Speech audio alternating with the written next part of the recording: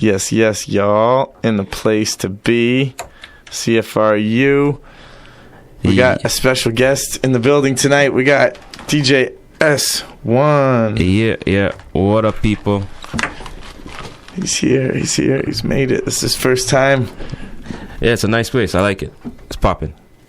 Proper radio. And he was just telling me he used to do some radio work out in the Kitchener area. Yeah, shout out to, I'm not going to call another radio station name, but shout out to Carmelo, DJ Carmelo. Yeah, you already know. Yeah. What was that show again? The hip hop shop? His is Street Hop. Street Hop, that's it. And mine's the show that I had on that time was called Flavor in Your Ear. Flavor in Your Ear. But a shameless plug. Go to my website right now, imdjs1.com. I actually have the Flavor in Your Ear as a CD now, so you can go download that on the website. And if you see me in the streets, support. So the Flavor in Your Ear, it's like a mixtape type? Yeah, the Flavor in Your Ear, it generated from a party.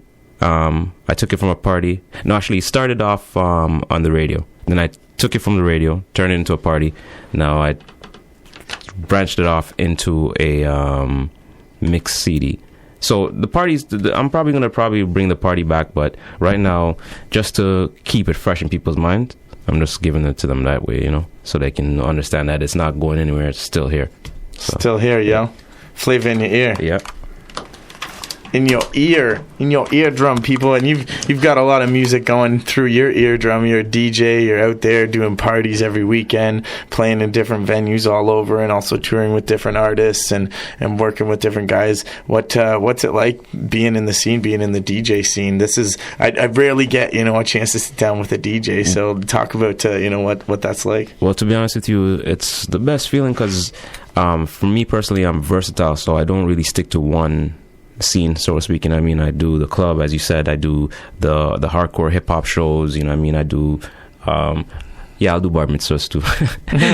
But no, for real though. It's if you have to love it, and I know the whole cliche about doing it for the love or what have you. Yeah, you do it for the love, but you still have to get a paycheck. So I don't really stick to one avenue. You know what I mean? Mm-hmm. I branch out so that I can basically reap the benefits of anything that I'm doing. You know what I mean? Yeah, I'm sure you get more off a bar mitzvah than an underground hip hop show. Oh, for sure.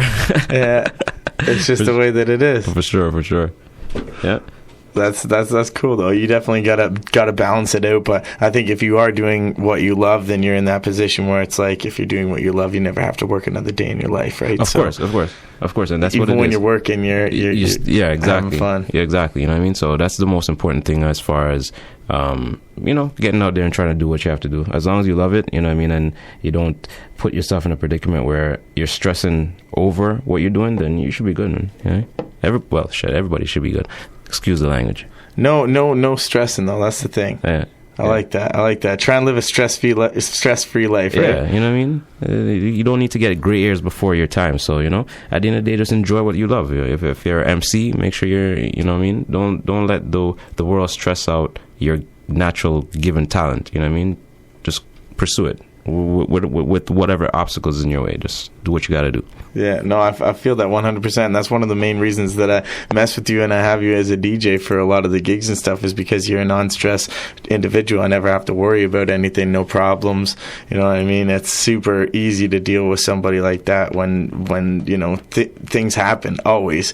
You know what I mean? You're always going to run into complicated situations while you're on the road, but somebody who can just roll with the punches and stay on the fly and stuff like that. It's that's really a benefit and a good, I'd say one of the best qualities about you as a DJ, I would say, is just that you can let stuff slide pretty easily and just go get right down to work and to business. Well, respect, because the way I look at it is problems are supposed to be solved. So if you get a problem, you have to find a solution. Yeah. You know what I mean? You can't just go crazy. No, man, just relax, find a solution, do what you got to do. I'm not saying I'm perfect and I don't get upset. Everyone gets upset. We're all human. So we all get it. But dude, the amount of times that you get upset is pretty tiny. Yeah, I don't think I've seen you really upset ever at a gig ever. It's strange. Yeah, because you're in the environment that you love. That's what I'm saying. If you love it, it doesn't matter what comes your way. You just have to deal with everything that comes your way and just put your 100% into it. That's it. You know what I mean? 100%.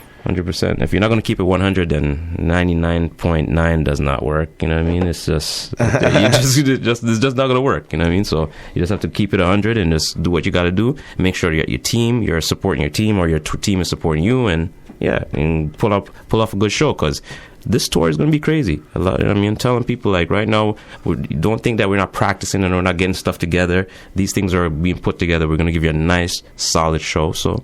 Yeah, no, it was dope. We were in the rehearsal session today playing around with some different beats and cutting some stuff up and switching it up and doing some interesting things to add to the set to make it so it's not just your normal everyday hip-hop show, just random track after track type thing. We're trying to keep it very interactive for the crowd. So it's cool, man. It's fun to be able to work with somebody and to create a set that's more than just, press play back there. Yeah, real shit. I can't stand that anymore. I can't do it.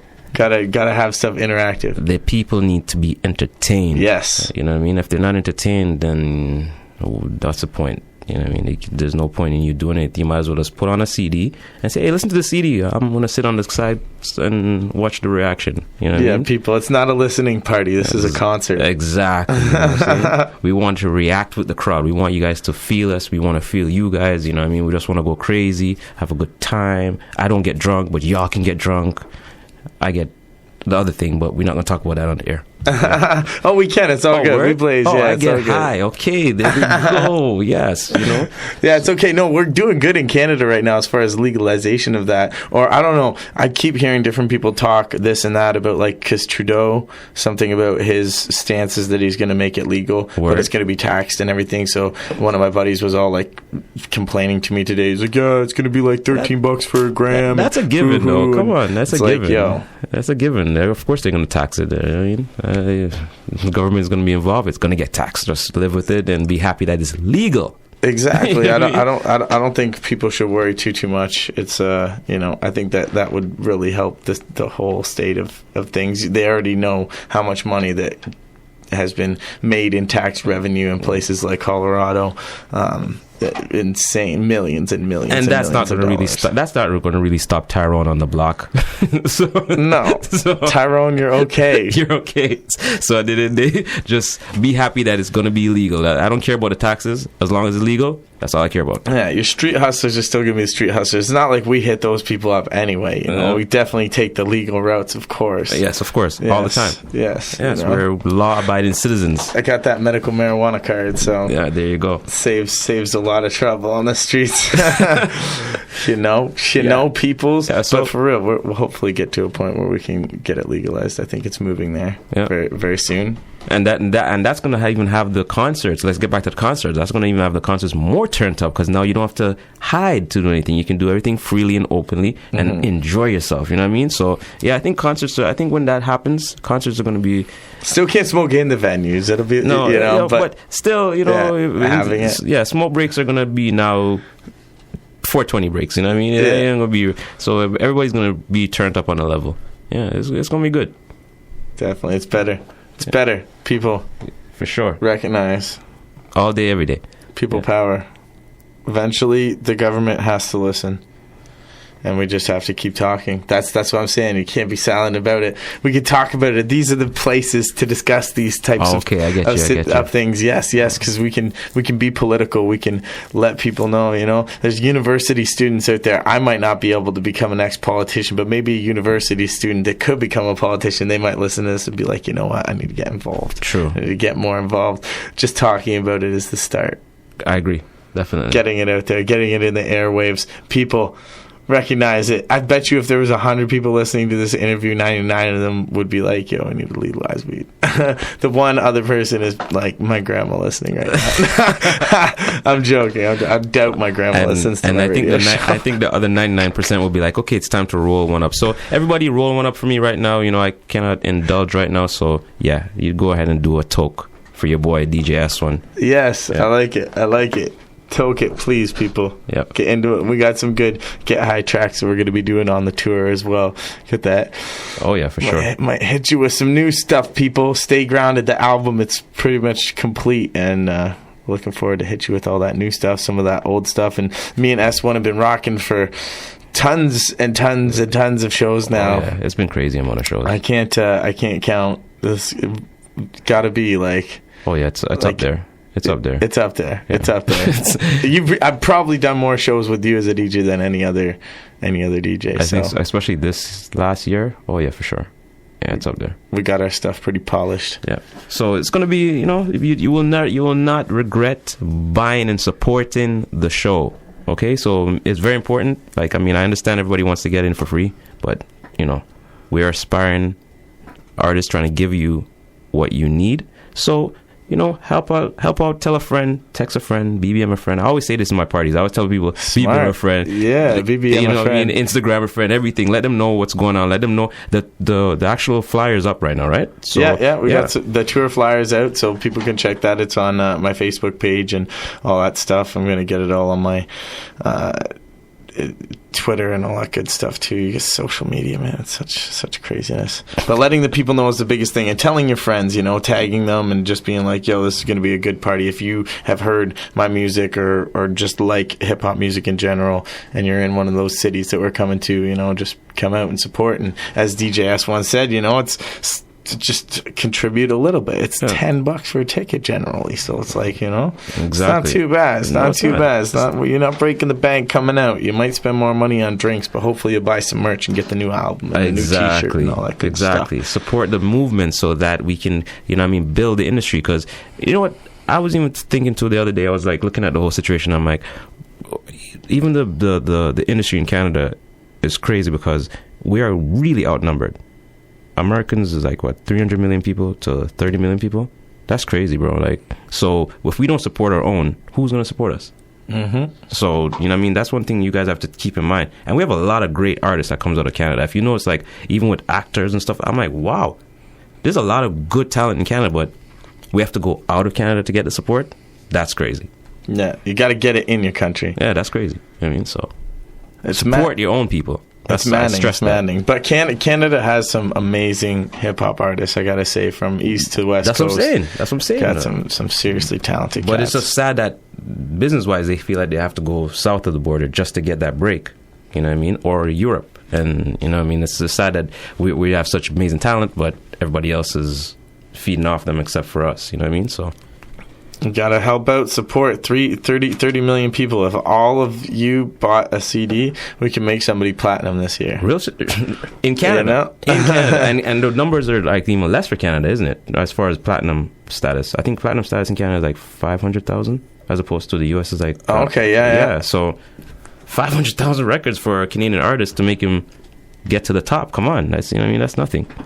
Hopefully that'll be me. I really don't care. $7.99. If I sell 1,000 copies, that's dope. At $7.99. Yeah, If I sell 100 copies, we'll be happy. There you go.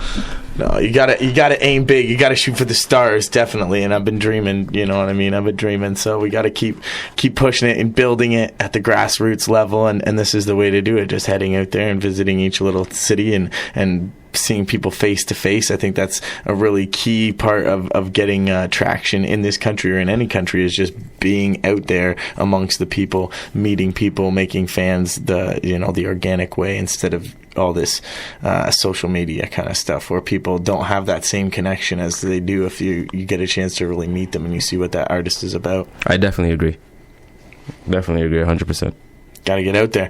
But you're also an artist yourself in a way, because you've been putting stuff together for a long time, making mixtapes and everything like that on that hustle grind. How long have you been DJing for, and how long on doing the mixtape stuff? And I know you've got so many out already. I see them. Okay, so basically I've been DJing since I was 17 professionally.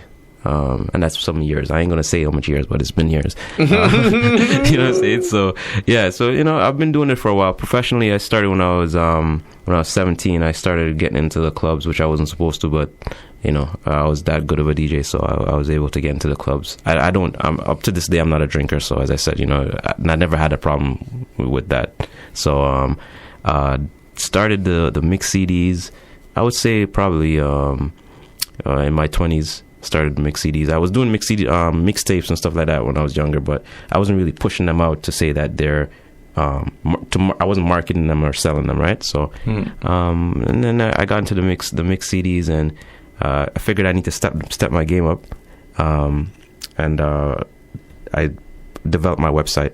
And then basically on my website you can find a history of my mix CDs and current mix CDs, and you can find videos of the crews that I work with. Shout out to Marmel ENT, you know what I mean? I got Robbie G videos up on my website. I got Adlibs videos, Slanes. So I try to basically put the videos that are not the norm, like where you can go on MTV and see all, you know what I mean? So I try to focus on those. I wouldn't say underground. I just put independent artists, you know what I mean? I try to push them that way. And then for the mix CDs, I have a couple of people that's featured. I have a featured mix CD from a guy named Official Red, and shout out to Nitro Ever Hype. He's a Caribbean rapper. He's from Barbados. Very sick. So if you guys go on my website, you will see all the information. You can check his stuff out. www.imdjs1.com. That's the website. And yeah, that's basically what it is, man. It's spelled out like S1ONE, right? Yeah. imdjsone.com, yeah. So it's basically, at the end of the day, it's been years and years of perfecting my craft. So throughout different stages of my DJ career, I just did different things. Right now, I'm at the point where I realize that branding and marketing is very important. So that's why I got the website, and I'm trying to keep it up to date and current, you know. But that's basically it. I mean, other than that, it's just the love for it, and I don't think I'm going to ever stop. Never stop? No, I don't think I'm going to ever stop. I think this, as far as, this is it for me, you know what I mean? Like, I'm not interested in anything else but music, you know what I mean? That this is where it stops. I'm not going to say that I don't have like a daytime grind or what have you, but as far as my passion in life, strictly music. Yeah, that's it. Music, making the music and getting out there and rocking with the parties, man. I think that's what another thing too is I used to shout out to Marvelous Music. I used to produce as well and be in the studio a lot. I might get back into that. You should, man. Totally. Yeah. But the thing is that it's I don't want to. Okay, what it is that I don't want to. I get so much influences, so I want to develop something new, but I don't want to be too abstract. You feel me? So it's really experimentation right now when it comes to the beats. I had some good stuff back in the days, but I wouldn't want to come back out with those. You know what I mean? I want to come back with something fresh and new. You know what I mean? So I'm just waiting to see what's going on right now. And the industry, as far as production goes, I see the business with production. If you're a well-established producer and you already have your business set, you're good. But the new in terms of business-wise, the new producers are coming out right now. They have to be very careful on how they're selling themselves short, basically. You know what I'm saying? So I even spoke to a buddy of mine the other day, and he was like, I was asking him, when are you going to produce a track again? And he was like, you know what? The business is not the way it used to be. You know, I can't even make enough money to feed my family if I'm going to be a producer. So it takes away, because a lot of people are, as I said, you can do this for the love, but if it's not sustainable, how are you going to continually do it? You're going to have something that's supplementing what you want to do. And if your craft is not paying you or putting you in a position where you can continuously do that, then you're going to have to go get a 9-to-5. Your passion is going to be, you know what I mean? You'll lose their passion for what you want to do. So that's basically what it comes down to with the producing for me right now. I have too much things on my plate for me to say I'm going to put that aside just to do production. You know what I mean? And from talking to my people, I'm going to go into it slow. Like if I have a song, if I produce a beat and I have an artist, like I know a lot of artists like you and Marmel and everybody, and somebody wants to do something, sure, here's the beat. You know what I mean? But then I don't want to be doing that and then taking away from a producer that went to school and he's doing business, he's putting business behind it, and he's trying to make money from it. I don't think it's fair to that guy. Yeah, so you don't even feel like you deserve to get in it. Well, it's not even deserve. It's just that the time that I would put into it isn't the same as a producer. You know what I'm saying? That's actually been doing it for a long time. I know, and it's hard to get. I have the same issue, man. I would love to produce myself. I would love to do videos as well. You know what I mean? Like I feel like I could kill some video edits.